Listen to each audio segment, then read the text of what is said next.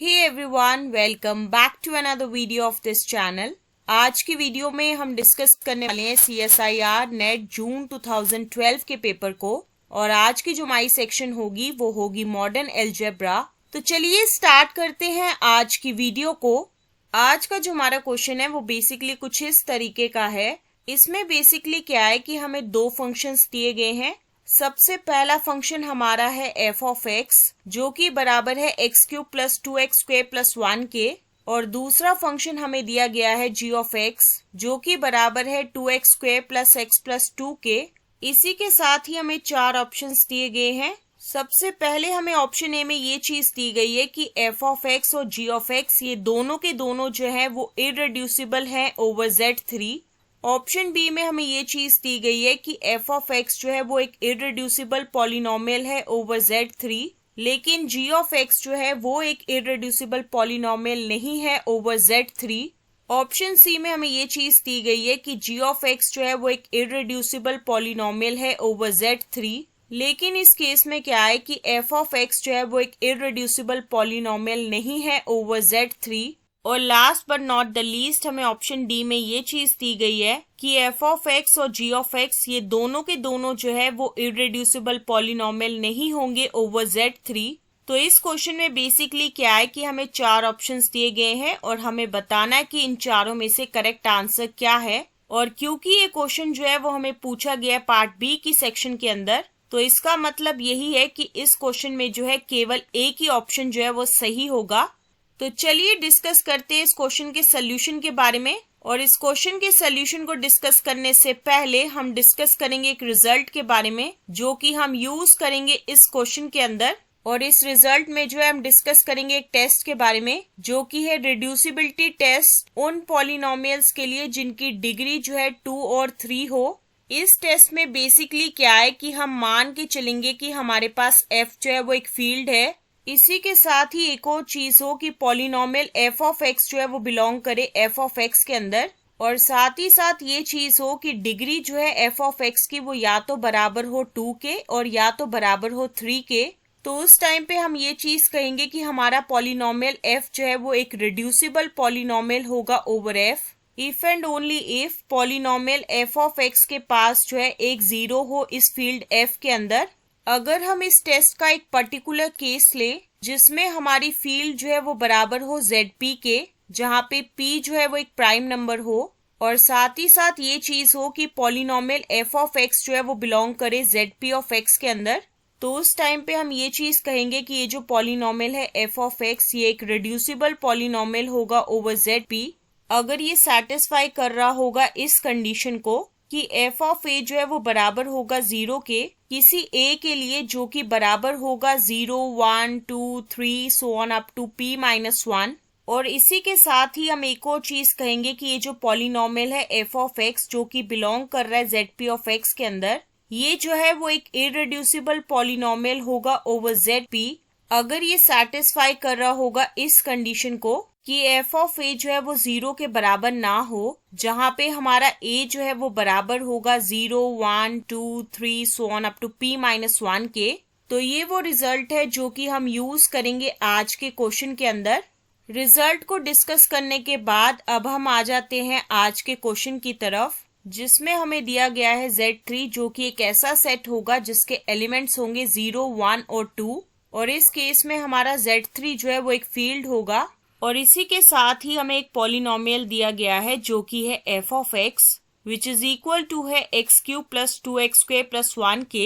इस क्वेश्चन में हमें बेसिकली ये चीज बतानी है कि f ऑफ x जो है वो एक इररेड्यूसिबल पॉलिनोमियल है या ये एक रिड्यूसिबल पॉलिनोमियल है ओवर Z3। तो उसके लिए सबसे पहले हम कंसिडर करेंगे f ऑफ 0 जो कि बराबर होगा 0 की पावर 3 प्लस 2 इंटू 0 का whole square plus 1 which is equal to 1 के बराबर होगा, और जो कि इस केस में 0 के बराबर नहीं है। दूसरी चीज हम इसमें कैलकुलेट करेंगे f ऑफ 1 जो कि बराबर होगा 1 का होल क्यूब प्लस 2 इंटू 1 का whole square plus 1 which is equal to होगा 1 plus 2 plus 1 which is further equal to होगा 4 के बराबर विच इज इक्वल टू होगा 1 के बराबर, और इस केस में ये जो है वो 0 के बराबर नहीं है। तीसरी चीज हम इसमें कैलकुलेट करेंगे f ऑफ 2 जो कि बराबर होगा 2 की पावर 3 प्लस 2 इंटू 2 का whole square plus 1 which is equal to होगा 8 plus 8 plus 1 which is equal to होगा 17 के बराबर and which is further equal to होगा 2 के बराबर, और जो कि इस केस में 0 के बराबर नहीं है। तो इन तीनों चीजों से हम ये चीज कंक्लूड करेंगे कि f ऑफ a जो है वो 0 के बराबर नहीं है जब भी हमारा a जो है वो बराबर है 0, 1 और 2 के। और हमारे आज के रिजल्ट के मुताबिक ये चीज है कि f ऑफ x जो है वो एक इररिड्यूसिबल पॉलिनोमियल होगा ओवर Z3। अब हम आ जाते हैं आज के क्वेश्चन की तरफ। जैसा कि अभी हम डिस्कस करके आए हैं कि f ऑफ x जो है वो एक इररिड्यूसिबल पॉलिनोमियल होगा ओवर Z3, तो यहाँ से हमारा ऑप्शन सी जो है वो बिल्कुल गलत हो जाएगा, क्योंकि इसमें लिखा गया है कि f ऑफ x जो है वो एक इररिड्यूसिबल पॉलिनोमियल नहीं होगा ओवर Z3। और इसी के साथ ही हमारा ऑप्शन डी जो है वो भी गलत हो जाएगा, क्योंकि इसमें भी यही चीज दी गई है कि f ऑफ x जो है वो एक इररिड्यूसिबल पॉलिनोमियल नहीं होगा ओवर Z3। इसके बाद हमारे पास केवल दो ही ऑप्शंस बचेंगे, जो कि है ऑप्शन ए और बी, और इन दोनों में यही चीज कही गई है कि f ऑफ x जो है वो एक इररिड्यूसिबल पॉलिनोमियल होगा ओवर Z3। और इन दोनों ऑप्शंस में से कौन सा ऑप्शन सही होगा ये डिसाइड करेगा हमारा पॉलिनोमियल g ऑफ x। तो चलिए आ जाते हैं हमारे पॉलिनोमियल g ऑफ x की तरफ, जो कि है 2x square plus x plus 2 के बराबर। और इसमें हमें ये चीज पता लगानी है कि हमारा g ऑफ x जो है वो एक इररिड्यूसिबल पॉलिनोमियल है या एक रिड्यूसिबल पॉलिनोमियल है ओवर Z3। तो उसके लिए सबसे पहले हम कैलकुलेट करेंगे g ऑफ 0, जो कि बराबर होगा 2 इंटू 0 का whole square plus 0 plus 2 which is equal to होगा 2 के बराबर। और इस केस में ये जो है वो 0 के बराबर नहीं होगा, तो यहाँ से हम ये चीज कह पाएंगे कि g ऑफ 0 जो है वो 0 के बराबर नहीं है। दूसरी चीज हम इसमें कैलकुलेट करेंगे g ऑफ 1, जो कि बराबर होगा 2 इंटू 1 का whole square plus 1 plus 2 which is equal to होगा 2 plus 1 plus 2 which is further equal to होगा 5 के बराबर, विच इज इक्वल टू होगा 2 के बराबर। और इस केस में ये जो है वो 0 के बराबर नहीं होगा, तो यहाँ से हम ये चीज कह पाएंगे कि g ऑफ 1 जो है वो 0 के बराबर नहीं है। तीसरी चीज हम इसमें कैलकुलेट करेंगे g ऑफ 2, जो कि बराबर होगा 2 इंटू 2 का whole square plus 2 which is equal to होगा 8 plus 2 which is further equal to होगा 12 के बराबर, और ये इस केस में 0 के बराबर होगा। तो यहाँ से हम ये चीज कह पाएंगे कि g ऑफ 2 जो है वो 0 के बराबर होगा। और आज के रिजल्ट के मुताबिक ये चीज होने वाली है कि g ऑफ x जो है वो एक रिड्यूसिबल पॉलिनोमियल होगा ओवर Z3। अब हम दोबारा से आ जाते हैं आज के क्वेश्चन की तरफ। और जैसा कि अभी हम डिस्कस करके आए कि हमारे ऑप्शन सी और ऑप्शन डी ये दोनों के दोनों जो है वो गलत है। और साथ ही साथ अभी हम डिस्कस करके आए हैं कि g ऑफ x जो है वो एक रिड्यूसिबल पॉलिनोमियल है ओवर Z3। तो इसका तो यही मतलब है कि g ऑफ x जो है वो एक इररिड्यूसिबल पॉलिनोमियल नहीं होगा ओवर Z3। और यहाँ से हम ये चीज कह पाएंगे कि हमारा ऑप्शन ए जो है वो बिल्कुल गलत होगा, क्योंकि इसमें कहा गया है कि g ऑफ x जो है वो एक इररिड्यूसिबल पॉलिनोमियल होगा ओवर Z3।